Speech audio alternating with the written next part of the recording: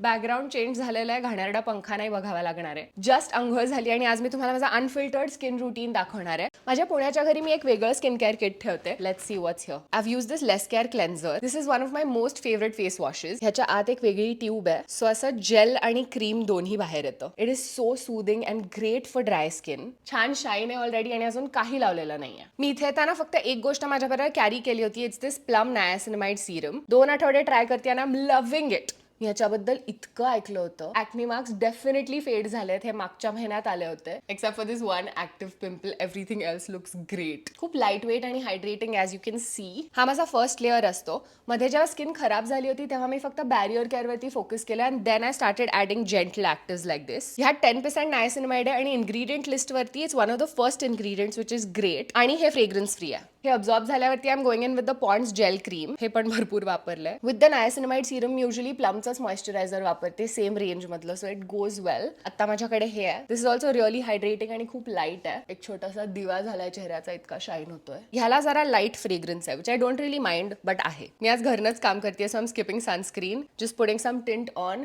To make myself feel pretty. This is stunning actually. हा रोमॅन्सचा आहे. Little bit on the cheeks.